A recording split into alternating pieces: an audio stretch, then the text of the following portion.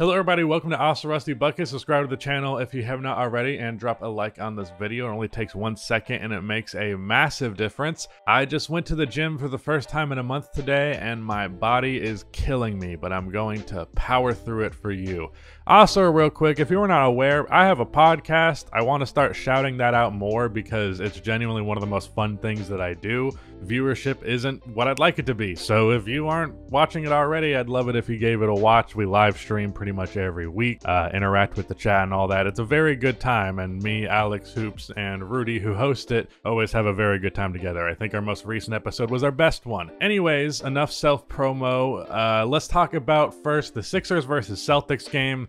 I'm going to title this video something along the lines of there are two James Hardens or the two James Hardens, because damn, he is either terrible or fantastic in this series, it seems. He of course had 45 in game 1, and in game 4, James finished the game with 42 points, 8 rebounds, 9 assists, and 4 steals on 69% shooting. Nice.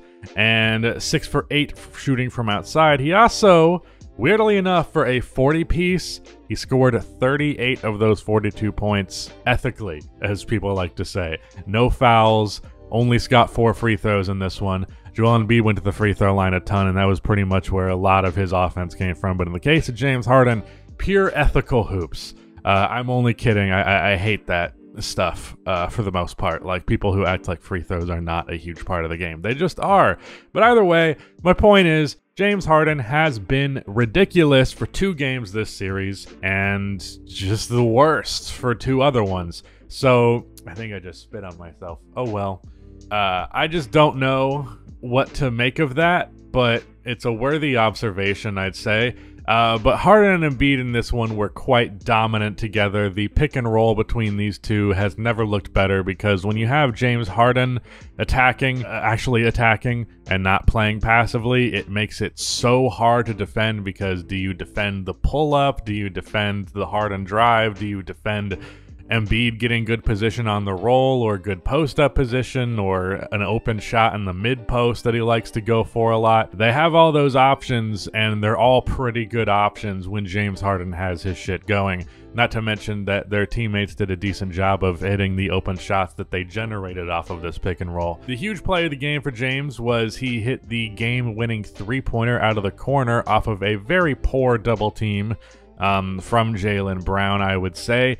Obviously, Jason Tatum needed help defense to rotate over, but I don't think rotating off of James was the right solution. Al Horford was about to cut it off. He was coming down the lane to play help. And yeah, bad mistake by Jaylen. He had a really good first half, a so-so second half. Speaking of the tale of two halves, Jason Tatum was pretty damn good in the second half of this game, and pretty damn awful in the first half, where he went 1 for 9, I believe. Only shot he made was a wide open mid-range jumper.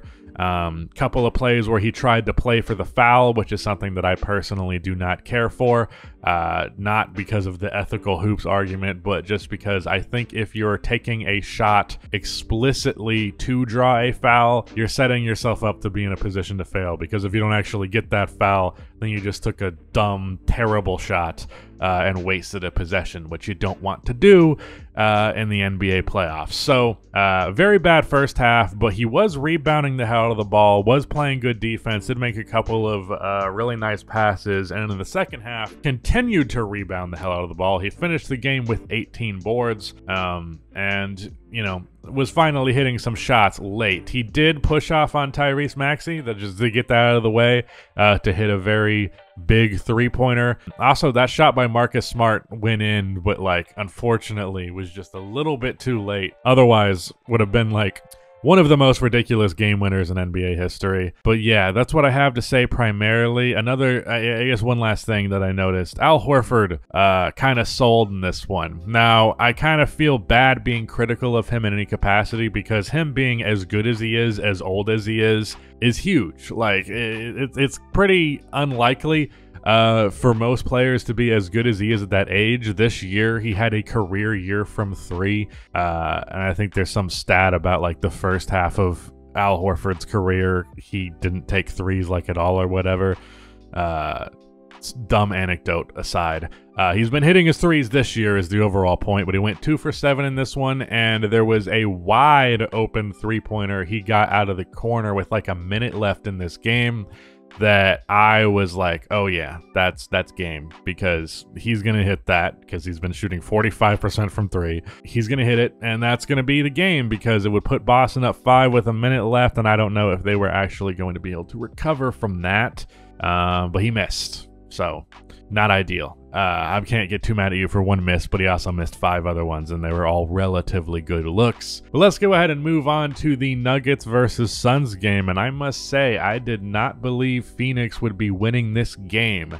I said going into Game 3 that I expected the Suns to win Game 3, so when they did that off of a ridiculous performance from Kevin Durant and Devin Booker, I was like, okay, well, they got their win. That's kind of what I expected. It's not going to happen again.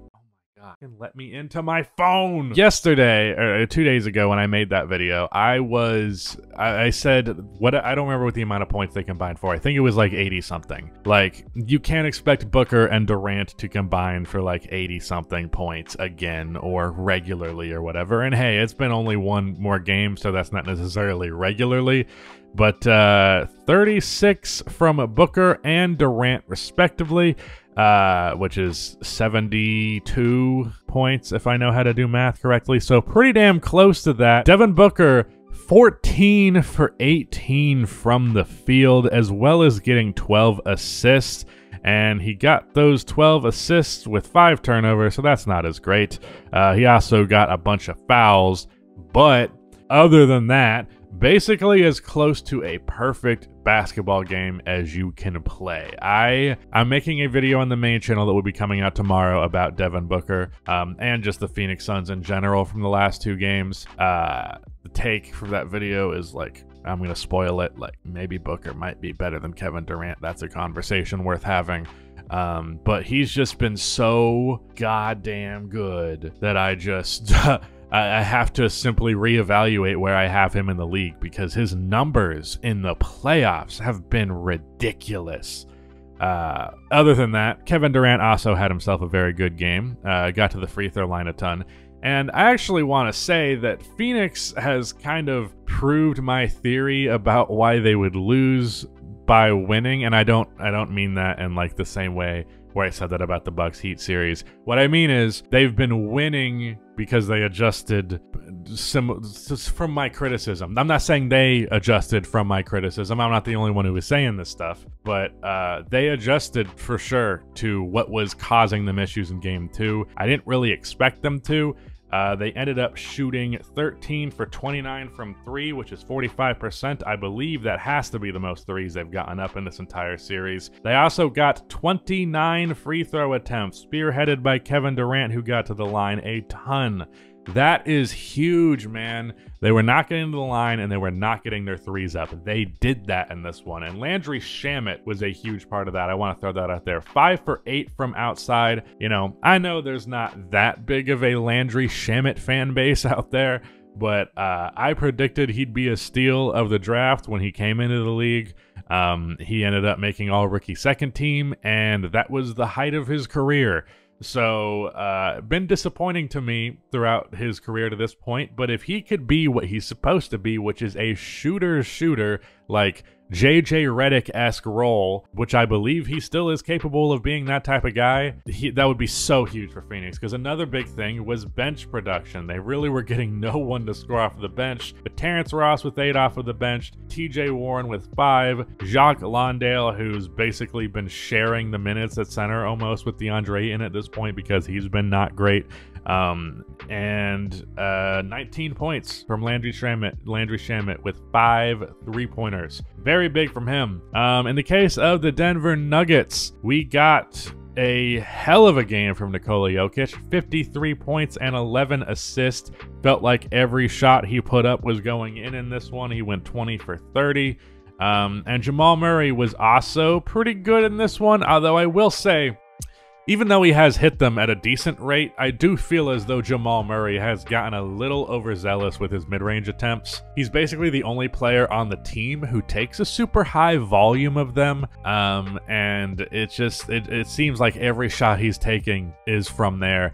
And frankly, in general with the Nuggets, it felt like the math conversation of the first two games has flipped on its head, because it felt like Denver has moved more towards the mid-range, while Phoenix has moved more towards three-pointers and getting into the paint and the free throws and all that. Also, another thing about that, I also said in that video, like shooting 50% from mid-range for like a whole series is unrealistic even with the context of this team. But if only Booker and Durant are taking them, that's not true. The issue was guys like Shamet, Terrence Ross, Josh Okogie, Chris Paul earlier on in the series, taking mid-range shots. All those guys took a few of them.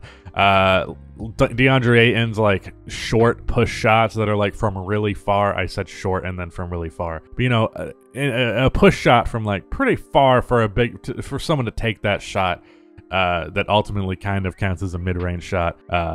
They've cut those out. And it's pretty much been exclusively KD and Devin Booker attempting those shots, and that definitely helps the math work in your favor, because 50% from mid-range is 1 point per possession, which is not awful. Still worse than threes and paint shots, but it is pretty close to as good as a three-pointer, so worthy of consideration. As for Denver, outside of Jamal and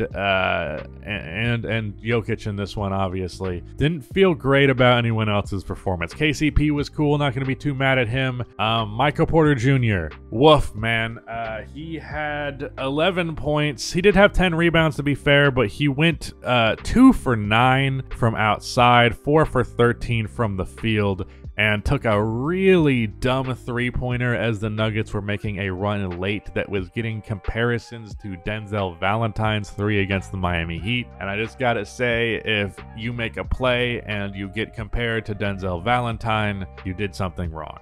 He was not great. Aaron Gordon really wasn't scoring in droves as he was in the first two games of this series, and holy shit did the Nuggets get nothing from their bench scoring-wise. They got 11 points in total from the three guys they played off of the bench. So, yeah, not good. That's not to say that those guys didn't have contributions in their own ways, but just in terms of getting buckets, which is what you're going to need to do against Phoenix, because they're a very good bucket-getting team, you need more than 11 bench points, especially on a night where Landry Shamet's giving them 19. But yeah, that's my thoughts. There's going to be more thoughts about Phoenix coming over on the main channel tomorrow. And again, check out my podcast if you haven't already. It's seriously, I think, some of my best content. And again, easily the most fun thing that I do. So that is it. Goodbye. Also, shout out to Rudy for editing the video. I keep forgetting to do that. Whoops. All right. Bye.